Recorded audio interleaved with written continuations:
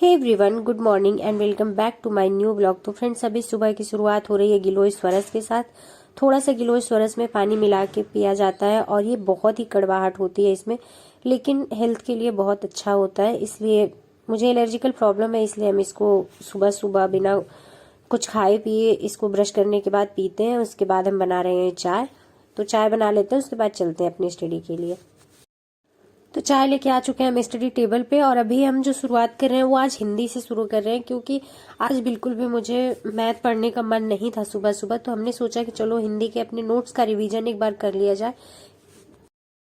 तो अभी मैं हिंदी का रिवीजन अपने नोट्स से ही कर रही हूँ। कुछ टॉपिक ऐसे हैं जिसमें मैं बुक की हेल्प लेती हूँ, अदरवाइज मैं अपने नोट्स से ही कंप्लीट करती हूँ, क्योंकि बहुत मेहनत लगी है फ्रेंड्स इस नोट्स को बनाने में। लेकिन ये नोट्स इतना सॉर्टेड है कि बहुत कम टाइम में पूरी हिंदी हमारी कंप्लीट हो जाती है।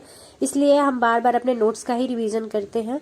और कभी भी किसी भी एग्जाम में किसी सब्जेक्ट को ये नहीं ग्रांटेड नहीं लेना चाहिए कि ये मेरा पहले से प्रिपेयर है तो हम इसका रिवीजन नहीं करेंगे। रिवीजन बहुत मस्ट है, चाहे वो आपका कोई भी सब्जेक्ट हो, चाहे कितना भी बार आपने पढ़ लिया हो।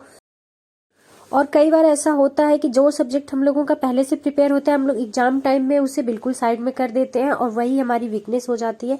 इसलिए हम बिल्कुल भी किसी सब्जेक्ट को ग्रांटेड नहीं लेते हैं, क्योंकि 69 वाली भर्ती में हमने यही मिस्टेक कर दिया था। मेरे जो सब्जेक्ट नहीं पहले से प्रिपेयर थे उस पर हमने इतना फोकस कर दिया था कि 10 में से 8 नंबर 9 नंबर ऐसे करके आए थे। लेकिन हिंदी ही एक ऐसा सब्जेक्ट था जो मेरा पहले से प्रिपेयर था, और चाहे वो कोई भी एग्जाम में देती थी बहुत अच्छी स्कोरिंग होती थी। उसके बाद भी उसमें हिंदी में हमारे स्कोर बहुत ही कम आए थे, जिसकी वजह से हमारा सिलेक्शन नहीं हो पाया था।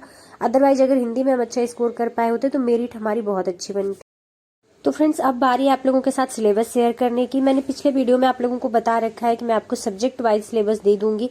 तो पिछले वीडियो में हमने आप लोगों के साथ मैथ का सिलेबस शेयर किया था, अब इस वीडियो में हम आपको हिंदी का सिलेबस देंगे। हिंदी इसमें 30 नंबर की यानी 10 नंबर लैंग्वेज और 20 नंबर सब्जेक्ट वाली पोर्शन में। तो चलिए हम आप लोगों के साथ दिखाते हैं कि हिंदी में क्या क्या आना है। हिंदी का सिलेबस हमने अपनी हैंडराइटिंग में नोट कर लिया है और मैं उसका पीडीएफ नहीं शेयर कर पा रही हूँ आप लोगों के साथ, इसलिए मैं वीडियो में एक एक पेज करके मेंशन कर दे रही हूँ। आप लोग यहाँ से स्क्रीनशॉट लेके चाहें तो अपनी स्टडी में कंटिन्यू कर सकते हैं और आप लोगों को क्लैरिटी मिल सकती है कि हिंदी में क्या क्या पढ़ना है। तो ये रहा हमारा हिंदी का सिलेबस, हमने पूरा पॉइंट टू पॉइंट नोट कर रखा है। तो अभी हम कंप्लीट कर रहे हैं करंट अफेयर्स और आप लोगों के कुछ कमेंट्स हम ले लेते हैं। आप लोगों ने पूछा था कि करंट अफेयर्स कितने टाइम तक का पढ़ें, केवीएस पीआरटी या फिर टीजीटी के लिए। तो मैं आपको बता दूं कि अगर आप मंथली मैगजीन कंप्लीट करना चाहते हैं, आप मंथ वाइज कंप्लीट करना चाहते हैं, तो लास्ट 6 मंथ का आप कंप्लीट कर लीजिए। अदरवाइज आप अगर स्पीडी ले लेते हैं तो स्पीडी इनफ है, क्योंकि तो मुझे नहीं लगता कि करंट अफेयर्स पे बहुत ज्यादा टाइम देना वाजिब है, क्योंकि आपके पास और भी बहुत सारे सब्जेक्ट हैं जो अभी बचे होंगे पढ़ने के लिए और वहां से आपका ज्यादा क्वेश्चन आने वाला है, वो ज्यादा पोर्शन है आपके सिलेबस में। तो आपको अदर सब्जेक्ट पे भी उतना ही फोकस करना होगा अभी। इसलिए आप करंट अफेयर्स को एक बैलेंस करके चलिए कि अब आपके वहां से क्वेश्चन भी बन जाए, आपको बहुत ज्यादा चीजें नहीं पढ़नी पड़े, बहुत ज्यादा टाइम ना देना पड़े।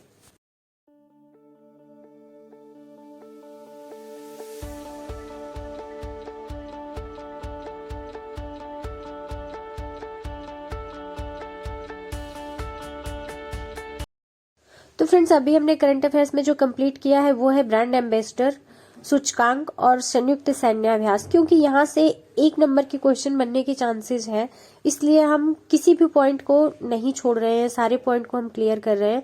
और करंट अफेयर्स कंप्लीट करने के बाद अभी हम कंप्लीट कर रहे हैं एनसीएफ। हमने पीडीएफ निकलवा लिया था, आप चाहें तो फोन में भी अपने डाउनलोड करके पढ़ सकते हैं, लेकिन मुझे फोन में पीडीएफ फॉर्म में कुछ पढ़ना बहुत ज्यादा डिफिकल्ट हो जाता है, इसलिए पीडीएफ निकलवा लिए थे। क्योंकि आपका कोई भी चाहे सुपर टेट हो, सीटेट हो या फिर केवीएस हो, हर एग्जाम में आपको एनसीएफ पूछता ही पूछता है, आरटीई एक्ट पूछता ही पूछता है। तो ये कुछ ऐसे टॉपिक हैं जो आपके सारे एग्जाम के लिए उतना ही इम्पोर्टेंट है, इसलिए हमने इसके पीडीएफ निकलवा लिए थे।